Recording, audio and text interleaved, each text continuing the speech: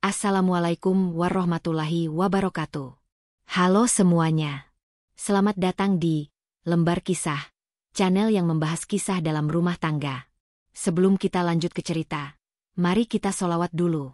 Allahumma sholli ala Muhammad wa ala ali Muhammad, dan jangan lupa klik tombol subscribe dan nyalakan lonceng notifikasi supaya kamu nggak ketinggalan cerita seru selanjutnya. Ayo mulai perjalanan kita sekarang. Pagi itu, matahari menyinari kota Jakarta dengan lembut. Sinarnya menembus jendela besar apartemen mewah yang kini terasa kosong bagi Naira. Wanita itu duduk di tepi ranjang sambil menggenggam sebuah foto lama. Foto pernikahannya dengan Raka. 5 tahun sudah berlalu sejak kecelakaan tragis yang merenggut kesadaran suaminya. 5 tahun yang penuh dengan doa, harapan, dan air mata. Namun, waktu seolah berjalan lambat, dan setiap hari Naira bertanya-tanya, apakah Raka akan pernah sadar? Apakah ia masih ingat siapa dirinya? Naira bukanlah wanita yang mudah menyerah. Sejak Raka koma, ia tetap menjalankan kehidupan sehari-harinya sembari bolak-balik ke rumah sakit untuk memastikan bahwa suaminya mendapatkan perawatan terbaik. Sebagai seorang desainer interior yang cukup sukses, ia bisa membiayai kebutuhan mereka tanpa terlalu mengandalkan keluarga Raka. Namun, tekanan dari keluarga suaminya, terutama dari Pak Surya, selalu menghantui. Apa kamu yakin ingin terus bertahan dalam keadaan seperti ini, Naira? Suara berat Pak Surya menggema di ruang tamu rumah sakit beberapa bulan lalu. 5 tahun dan dokter pun tidak bisa memastikan kapan Raka akan sadar. Naira menggigit bibirnya, menahan emosi yang hampir meledak. Saya percaya Raka akan bangun, Pak. Saya istri dia. Saya tidak akan meninggalkan dia. Pak Surya menghela napas panjang. Bagi pria itu, Naira hanyalah seorang wanita yang tidak sepadan dengan putranya. Sejak awal, ia lebih menginginkan Raka menikah dengan Nadine, anak dari rekan bisnisnya. Kini, dengan keadaan Raka yang koma, Pak Surya semakin berusaha meyakinkan Naira untuk pergi dan memulai hidup baru. Tapi bagaimana bisa? Raka bukan hanya suaminya. Dia adalah cinta pertamanya. Setiap hari, Naira duduk di sisi tempat tidur rumah sakit, menggenggam tangan suaminya yang dingin, menceritakan hari-harinya seolah Raka bisa mendengarnya. Hari itu, Naira kembali ke rumah sakit seperti biasa. Ruangan tempat Raka dirawat selalu sunyi, hanya terdengar suara mesin yang berbunyi monoton, menandakan bahwa suaminya masih bertahan. Sayang, hari ini aku menangani proyek desain untuk rumah klien di Menteng. Naira mulai bercerita sambil membelai rambut Raka. Kamu pasti akan suka desainnya. Aku ingat dulu kamu bilang ingin punya rumah bergaya minimalis modern. Namun, seperti biasa, tidak ada jawaban. Hanya keheningan yang menyakitkan. Sementara itu, di luar ruangan, Dr. Adrian memperhatikan Naira dengan tatapan prihatin. Pria itu sudah bertahun-tahun menangani pasien koma, dan ia tahu betapa sulitnya bagi keluarga pasien untuk terus berharap. Naira, aku tahu ini sulit bagimu, tapi aku ingin kau bersiap untuk segala kemungkinan, katanya dengan lembut saat Naira keluar dari kamar perawatan. Naira mengangguk pelan. Aku tahu, Dok, tapi aku tidak bisa menyerah. Malamnya, ketika Naira kembali ke apartemen, ia duduk di balkon sambil memandangi langit. Harapannya tidak pernah pudar. Meskipun ia tahu bahwa semakin lama seseorang koma, semakin kecil kemungkinan mereka untuk sadar. Namun, jauh di lubuk hatinya, ia percaya bahwa keajaiban bisa terjadi. Dan ia tidak tahu bahwa keajaiban itu akan segera datang, namun dengan cara yang tidak pernah ia bayangkan sebelumnya. Hari-hari setelah pertemuan dengan Pak Surya terasa begitu berat bagi Naira. Namun, ia tetap datang ke rumah sakit seperti biasa, mendampingi Raka yang masih terbaring koma. Waktu seakan berjalan lambat, dengan harapan yang terus menggantung di udara. Suatu pagi, Naira membawa termos berisi teh hangat. Ia duduk di samping ranjang Raka dan mulai bercerita, kebiasaan yang sudah ia lakukan selama bertahun-tahun.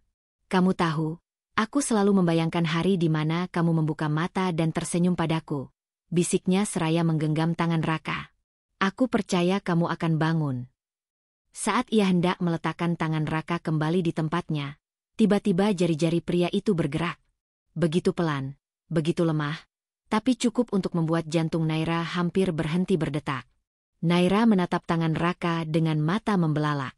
Raka. Jari itu kembali bergerak, kali ini lebih nyata. Naira terlonjak dari kursinya, jantungnya berdebar kencang. Dengan langkah terburu-buru, ia berlari keluar mencari bantuan. Dokter Adrian. Raka bergerak. Aku melihatnya. Suaranya bergetar antara panik dan harapan.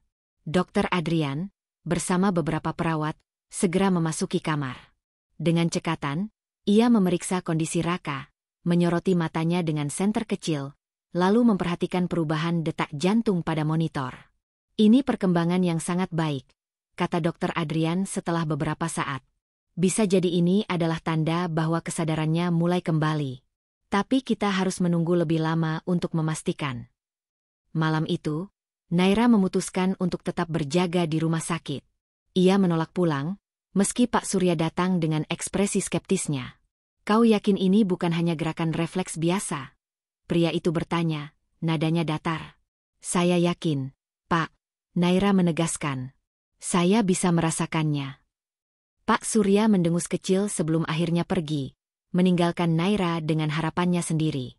Selama beberapa hari berikutnya, keajaiban kecil itu terus berlanjut.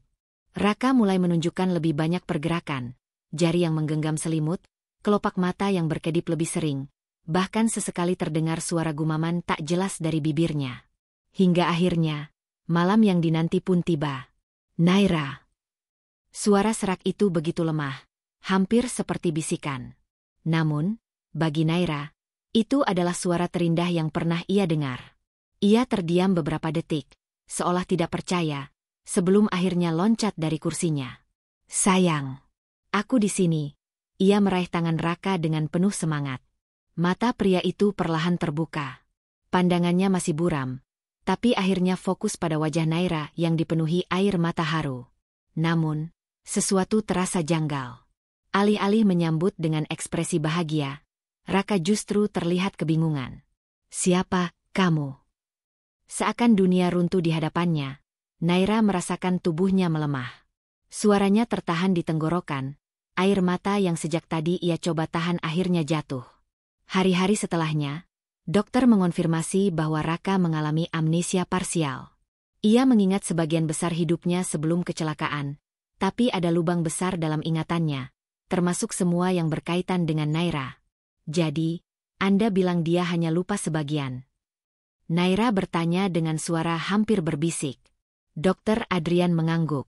Memori sebelum kecelakaan sebagian besar masih ada. Tapi 5 tahun terakhir ini tampaknya hilang dari ingatannya. Naira mencengkeram dadanya, mencoba menahan kepedihan. 5 tahun terakhir itulah yang paling berarti. Tahun-tahun di mana ia mencintai, merawat, dan tetap setia pada Raka meski dalam keadaan koma. Namun, di balik semua ini, seseorang justru melihat ini sebagai kesempatan emas. Pak Surya, yang sejak awal tidak menyukai Naira, mulai menyusun rencana untuk menjauhkan menantunya dari kehidupan Raka. Ayah? Suara Raka sedikit serak saat melihat Pak Surya memasuki kamarnya. Anakku, Pak Surya mendekat dan menggenggam bahu Raka dengan tatapan penuh kasih. Akhirnya kau kembali. Raka mengerutkan kening. Apa yang sebenarnya terjadi? Aku hanya ingat kecelakaan, dan setelah itu, semuanya gelap. Pak Surya menghela napas, seolah berpikir keras sebelum akhirnya berkata, kau mengalami koma, nak. 5 tahun berlalu tanpa kau sadari. 5 tahun. Raka terkejut. Lalu, siapa wanita itu? Tatapan Pak Surya berubah dingin. Dia hanya seseorang yang mengaku sebagai istrimu. Naira, yang mendengar percakapan itu dari balik pintu, merasakan dadanya semakin sesak. Hari-hari berikutnya semakin berat bagi Naira. Ia terus berusaha mengingatkan Raka tentang kisah mereka, tentang pernikahan mereka yang dulu penuh cinta. Namun, semakin ia mencoba, semakin jauh jarak di antara mereka. Hingga akhirnya, sebuah pukulan telak datang dalam bentuk yang tak pernah ia bayangkan.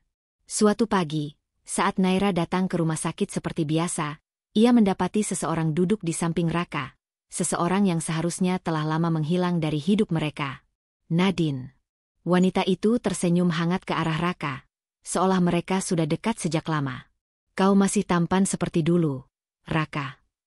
Raka balas tersenyum samar. Aku tidak menyangka kau masih ada di sini, Nadine. Kenapa tidak? Nadine menoleh sekilas ke arah Naira yang berdiri terpaku di ambang pintu. Aku selalu ada untukmu. Naira merasa seakan seluruh dunianya dihantam badai. Air matanya hampir jatuh, tapi ia menahannya mati-matian. Namun, yang paling menyakitkan bukanlah kehadiran Nadine, melainkan ekspresi di wajah Raka saat menatap wanita itu. Sebuah ekspresi yang belum pernah ia lihat sejak suaminya sadar.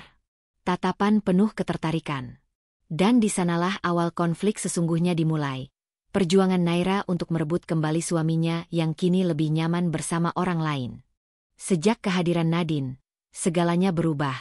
Naira yang sebelumnya selalu berada di sisi Raka kini seakan menjadi orang asing baginya. Nadine datang dengan senyum manis, dengan cerita-cerita masa lalu yang menghidupkan kembali kenangan Raka sebelum 5 tahun terakhir. Naira hanya bisa menatap dari kejauhan saat Raka dan Nadine tertawa bersama. Baginya, ini adalah mimpi buruk yang menjadi kenyataan. Suami yang telah ia rawat dengan penuh cinta kini lebih nyaman bersama wanita lain, wanita yang dulu meninggalkannya. Apa kau tidak akan melakukan apapun? Dokter Adrian bertanya saat melihat Naira berdiri di ambang pintu kamar Raka dengan wajah penuh kesedihan. Naira menghela napas panjang. Apa yang bisa kulakukan, Dok? Dia tidak mengenaliku. Baginya, aku hanya orang asing. Tapi dia adalah suamimu. Naira menggigit bibirnya. Suaminya. Kata itu kini terasa asing baginya. Apakah Raka masih benar-benar menjadi suaminya jika ia bahkan tidak mengingat cinta mereka? Beberapa hari berikutnya, keadaan semakin buruk. Pak Surya mulai menunjukkan sikapnya yang sesungguhnya. Ia tidak lagi menyembunyikan kebenciannya terhadap Naira. Aku sudah bilang padamu sejak awal, kau tidak pantas untuk Raka, katanya dingin saat mereka bertemu di koridor rumah sakit. Naira mengepalkan tangannya. Aku tidak peduli dengan pendapatmu, Pak. Aku hanya ingin suamiku kembali. Pak Surya tertawa kecil. Suamimu? Kau terlalu naif, Naira. Lihatlah sendiri, siapa yang kini ada di sampingnya. Naira tahu Pak Surya sedang berusaha melemahkannya. Namun, itu tidak mengubah kenyataan bahwa Raka memang semakin jauh darinya. Sampai akhirnya, kejadian yang paling menyakitkan pun terjadi. Suatu hari, saat Naira datang ke rumah sakit, ia melihat Nadine sedang membantu Raka berdiri.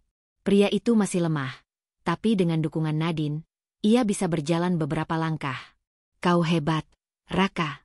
Aku tahu kau pasti bisa. Nadine berseru dengan semangat. Raka tersenyum padanya. Terima kasih, Nadine. Tanpamu, mungkin aku tidak akan sekuat ini. Kata-kata itu menusuk hati Naira seperti pisau. Ia yang telah bertahun-tahun merawat dan menunggu Raka, kini tidak lagi dianggap penting dalam hidupnya. Saat itu, Naira tahu bahwa ia harus melakukan sesuatu sebelum semuanya terlambat. Malam itu, Naira duduk termenung di kamar rumah sakit Raka. Cahaya lampu yang redup menerangi wajahnya yang dipenuhi kelelahan dan kesedihan. Matanya menatap kosong keluar jendela, pikirannya berkecamuk. Ia ingin menyerah. Ia ingin pergi dan membiarkan Raka bersama Nadine, jika itu yang bisa membuatnya bahagia. Namun, hatinya berteriak menolak. Ia telah mengorbankan segalanya untuk Raka. Meninggalkannya sekarang berarti menghapus semua yang telah ia perjuangkan. Ketukan pelan di pintu menyadarkannya dari lamunannya. Adrian berdiri di ambang pintu dengan ekspresi serius. Kita perlu bicara. Naira menatapnya sejenak sebelum mengangguk pelan. Mereka berjalan ke taman rumah sakit, di mana udara malam yang sejuk sedikit menenangkan gejolak di hati Naira. Kau tidak bisa terus seperti ini, Naira, kata Adrian. Kau harus memperjuangkan suamimu. Apa yang bisa kulakukan? Ia bahkan tidak mengingatku. Adrian menghela napas. Kau lupa bahwa aku dokter yang menangani Raka? Aku tahu kondisinya lebih baik dari siapapun. Dan aku tahu bahwa dia masih punya kemungkinan untuk mengingat kembali. Kau hanya perlu membantunya. Naira menoleh dengan mata penuh harapan. Apa maksudmu? Bawa dia kembali ke rumah kalian. Tempat di mana kalian membangun kenangan bersama. Mungkin itu bisa membangkitkan ingatannya. Ide itu masuk akal. Tapi ada satu masalah besar. Bagaimana dengan Nadine dan ayahnya? Mereka tidak akan membiarkan aku mendekati Raka. Adrian tersenyum kecil. Biarkan aku yang mengurus itu. Hari berikutnya, Adrian memanfaatkan posisinya sebagai dokter untuk membujuk Pak Surya dan Nadine. Ia meyakinkan mereka bahwa pemulihan Raka akan lebih cepat jika ia dikelilingi oleh hal-hal yang familiar. Tentu saja, Pak Surya tidak menyukainya. Tapi karena Adrian adalah dokter terbaik yang menangani Raka, ia tidak punya pilihan selain menyetujui saran tersebut. Saat Raka tiba di rumah, ia tampak bingung. Mata coklatnya menyapu ruangan, mencoba mengenali tempat yang terasa begitu asing baginya. "Ini rumahku?" tanyanya, suaranya penuh keraguan. Naira tersenyum tipis. "Ya, ini rumah kita." Selama beberapa hari berikutnya, Naira melakukan segala cara untuk membuat Raka mengingat kembali kenangan mereka. Ia menunjukkan album foto pernikahan mereka, membawanya ke tempat-tempat yang pernah mereka kunjungi bersama, bahkan memasakkan makanan favoritnya. Namun, tidak ada perubahan. Raka tetap tidak mengingatnya. Hingga suatu malam, sesuatu yang mengejutkan terjadi. Malam itu hujan turun deras, menciptakan ritme menenangkan di luar jendela kamar Raka. Naira duduk di tepi tempat tidur, memandangi suaminya yang tampak gelisah dalam tidurnya. Cahaya lampu temaram menerangi wajahnya yang pucat, garis-garis lelah terlihat jelas di matanya. Selama beberapa hari terakhir, ia telah melakukan segala yang ia bisa. Namun, Raka masih belum menunjukkan tanda-tanda mengingat masa lalu mereka. Hati Naira terasa semakin hancur. Sampai kapan ia bisa bertahan dalam situasi ini? Namun, tiba-tiba Raka mulai bergerak dalam tidurnya. Napasnya menjadi berat, wajahnya tampak tegang. "Jangan pergi, jangan tinggalkan aku," gumamnya pelan. Naira menegang. Ia mendekat dan menyentuh tangannya. "Raka, kamu baik-baik saja?" Tiba-tiba, mata Raka terbuka lebar. Ia duduk dengan napas terengah-engah, keringat dingin membasahi dahinya. Matanya yang biasanya kosong kini dipenuhi ketakutan dan kebingungan. "Apa yang terjadi?" tanya Naira dengan cemas. Raka memandangnya dengan ekspresi bingung, lalu berkata dengan suara bergetar. Aku melihat sesuatu. Mimpi." "Tidak, itu bukan mimpi, itu kenangan." Jantung Naira berdegup kencang. "Kenangan apa?" Raka mengerutkan kening, mencoba mengingat. "Aku melihat seorang wanita, dia menangis di samping tempat tidurku, memegang tanganku. Aku merasakan sakit yang luar biasa, dan aku ingin menghiburnya, tapi aku tidak bisa menggerakkan tubuhku." Air mata menggenang di mata Naira. Itu adalah momen di mana ia merawat Raka setelah kecelakaannya. "Itu aku, Raka," bisiknya. "Aku yang selalu ada di sampingmu." Raka menatapnya dalam-dalam. Ada sesuatu dalam sorot matanya yang berubah, seolah-olah perlahan-lahan kepingan memorinya mulai tersusun kembali. Namun, sebelum Naira bisa berkata lebih banyak, pintu kamar terbuka dengan kasar. Nadine berdiri di sana dengan wajah panik. "Kau baik-baik saja, Raka? Aku mendengar teriakanmu." Naira menghela napas panjang. Gangguan dari Nadine datang di saat yang paling tidak diinginkan. Raka tampak semakin kebingungan. Ia menoleh ke arah Nadine, lalu kembali melihat Naira. "Siapa yang sebenarnya selalu bersamaku?" Itu adalah pertanyaan yang hanya bisa dijawab oleh hatinya sendiri. Keesokan paginya, suasana rumah masih dipenuhi ketegangan. Raka duduk di ruang tamu dengan pandangan kosong. Pikirannya kacau setelah kejadian tadi malam. Ia merasa seperti seseorang yang terjebak di antara dua dunia. Masa lalu yang samar dan masa kini yang membingungkan. Naira berdiri di sudut ruangan, memperhatikannya dengan hati yang berdebar. Harapan mulai tumbuh di hatinya setelah Raka mengingat sebagian kecil dari kenangan mereka. Namun, di saat yang sama, ia takut jika Nadine dan Pak Surya kembali mengambil alih situasi. Tak lama kemudian, Nadine datang dengan nampan berisi sarapan. Ia tersenyum manis pada Raka, seolah tidak ada yang terjadi semalam. "Sayang, kau harus makan dulu. Aku membuatkan bubur kesukaanmu," katanya dengan suara lembut. Namun, Sesuatu dalam diri Raka terasa berbeda hari ini. Ia menatap Nadine dengan pandangan penuh keraguan. Nadine, selama ini, kau bilang aku kehilangan ingatan dan kau yang selalu merawatku, kan? Nadine tersenyum tegang. Tentu saja, sayang. Aku yang selalu ada di sampingmu sejak kecelakaan itu. Raka mengalihkan pandangannya ke Naira, yang masih berdiri diam di sudut ruangan. Lalu, kenapa aku terus melihat bayangan Naira dalam ingatanku? Wajah Nadine langsung menegang. Naira terkejut, tetapi ia menahan diri untuk tidak bereaksi berlebihan. Raka, itu hanya imajinasi. Kau mungkin bingung karena kondisi tubuhmu belum sepenuhnya pulih. Jawab Nadine buru-buru, berusaha terdengar meyakinkan. Namun, kali ini Raka tidak langsung menerima jawabannya. Ada sesuatu yang mengusik pikirannya. Ia merasakan bahwa ada sesuatu yang belum terungkap. Pak Surya yang sejak tadi diam akhirnya angkat bicara. Raka, jangan terlalu banyak berpikir. Yang terpenting sekarang adalah kau pulih dan melanjutkan hidupmu. Tapi melanjutkan hidup dengan siapa? Raka tiba-tiba bertanya, membuat semua orang terdiam. Naira menahan napas. Ini adalah momen yang menentukan. Apakah Raka akan menemukan kebenaran? Atau ia akan tetap terjebak dalam kebohongan yang diciptakan Nadine dan Pak Surya? Suasana di ruang tamu semakin tegang. Naira merasa jantungnya berdegup kencang saat melihat ekspresi Raka yang mulai menunjukkan tanda-tanda kecurigaan.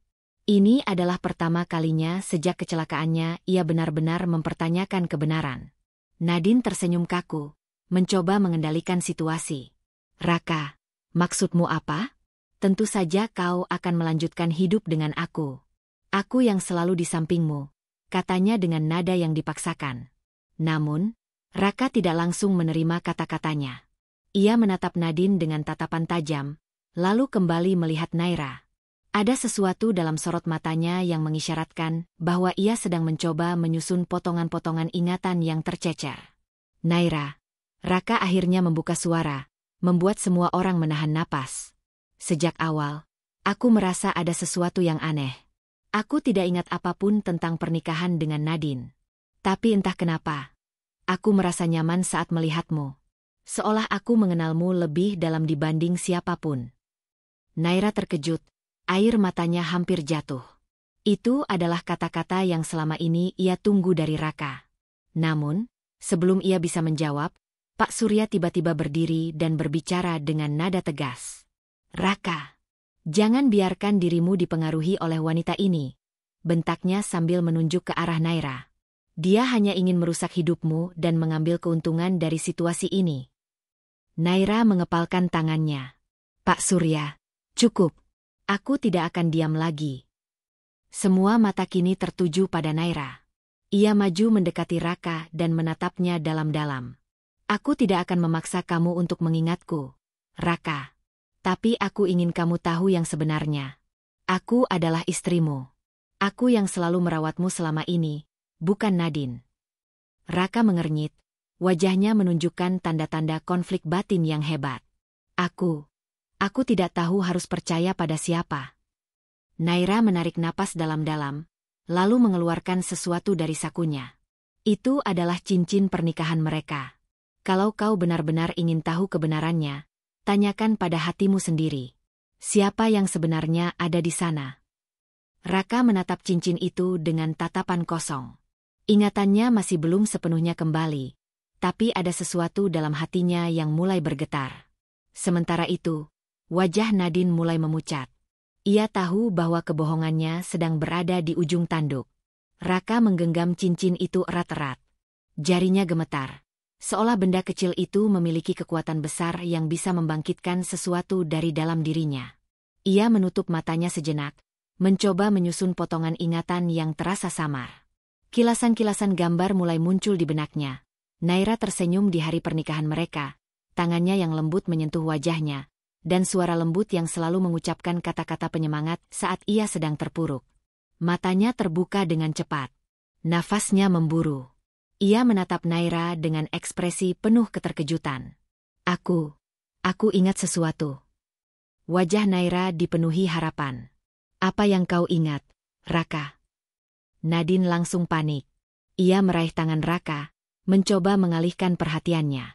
Sayang, jangan dengarkan dia. Kau sedang kebingungan. Kau tahu betapa aku selalu ada di sisimu, kan? Raka perlahan menarik tangannya dari genggaman Nadine. Ada ketegasan dalam gerakannya yang membuat Nadine semakin pucat. Aku ingat hari pernikahanku, kata Raka. Suaranya mulai mantap. Ia kembali menatap Naira. Dan aku ingat, kau adalah istriku. Air mata menggenang di mata Naira. Setelah sekian lama bertahan dalam kesabaran dan rasa sakit, akhirnya Raka mengingatnya. Ya, Raka. Aku istrimu. Pak Surya menggebrak meja. Cukup. Raka, kau tak boleh termakan oleh tipu daya wanita ini. Namun, kali ini Raka tidak bergeming. Ia justru menatap ayahnya dengan ekspresi penuh ketegasan. Jangan paksa aku untuk melupakan kenyataan, Ayah. Aku tahu siapa yang benar-benar tulus mencintaiku. Nadine yang mulai merasa terpojok pun meledak dalam kemarahan. Kenapa, Raka? Kenapa kau memilih wanita itu dibanding aku? Aku sudah melakukan segalanya untukmu. Aku bahkan memastikan kau tetap berada dalam kendaliku. Semua orang terdiam mendengar pengakuan Nadine. Raka menatapnya dengan tatapan tajam. Jadi, kau memang memanfaatkan kondisiku. Nadine terdiam, menyadari kesalahan besar yang baru saja ia lakukan. Pak Surya mencoba menyelamatkan keadaan. Raka, jangan terpengaruh. Kau tak tahu apa yang terbaik untukmu. Namun, Raka kini telah sepenuhnya sadar. Ia berdiri, meski tubuhnya masih terasa lemah. Dengan suara mantap, ia berkata, yang terbaik untukku adalah kebenaran. Dan aku tidak akan membiarkan siapapun merebutnya dariku lagi. Hari itu menjadi titik balik dalam hidup Raka. Setelah ingatannya kembali, ia menyadari betapa banyak waktu yang telah dihabiskan dalam kebohongan. Ia melihat kembali bagaimana Nadine dan ayahnya telah berusaha mengendalikan hidupnya, membuatnya percaya pada sesuatu yang tidak pernah terjadi. Namun, ada satu hal yang paling menyakitkan, menyadari bahwa ia telah menyakiti Naira, wanita yang seharusnya selalu ia lindungi. Naira sendiri mengalami pergulatan batin yang besar. Meski Raka akhirnya mengingatnya, luka yang ia rasakan tidak serta-merta hilang. Selama berbulan-bulan, ia harus menyaksikan suaminya terjebak dalam kebohongan, menyaksikan dirinya digantikan oleh wanita lain, dan tidak bisa berbuat apapun selain menunggu. Ketika Raka mencoba mendekatinya, ada ketakutan dalam diri Naira. Ia tidak ingin kembali hanya untuk merasakan sakit yang sama. Aku butuh waktu, Raka, katanya pelan saat mereka duduk di taman rumah sakit. Raka mengangguk, meskipun matanya menyiratkan kesedihan. Aku mengerti. Tapi tolong jangan menjauh dariku. Aku ingin memperbaiki semuanya. Naira tersenyum tipis. Beri aku alasan untuk percaya padamu lagi. Sejak hari itu, Raka berusaha menebus kesalahannya. Ia tidak hanya ingin mendapatkan kembali cintanya, tetapi juga ingin membuktikan bahwa ia layak untuk mendapatkan kesempatan kedua. Namun, di sisi lain, Nadine harus menghadapi konsekuensi dari perbuatannya. Kebohongannya terbongkar, dan ia kehilangan kepercayaan dari banyak orang, termasuk keluarganya sendiri.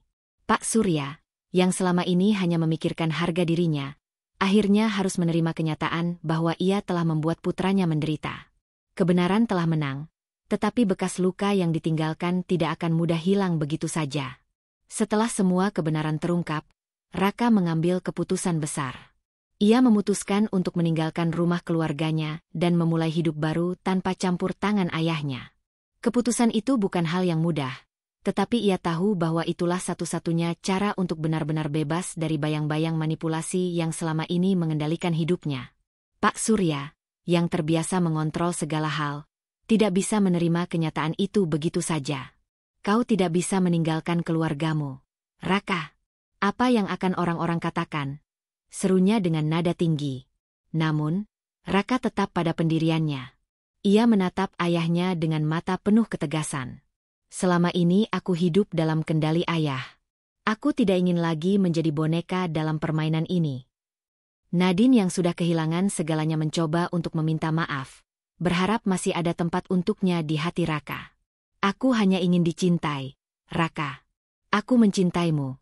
Sejak dulu, ucapnya lirih dengan air mata mengalir di wajahnya. Raka menghela napas panjang. Ia tidak ingin menyimpan dendam, tetapi perasaan yang dulu mungkin pernah ada telah benar-benar hilang. Aku memaafkanmu, Nadine. Tapi aku tidak bisa kembali padamu.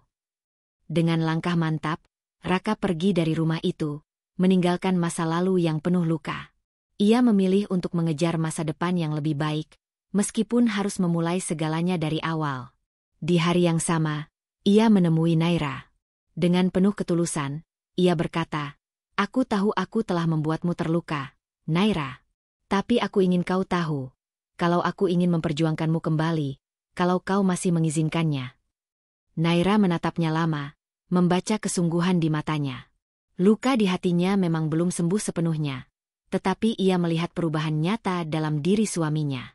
Dengan suara pelan namun penuh makna, ia menjawab, "Buktikan padaku, Raka."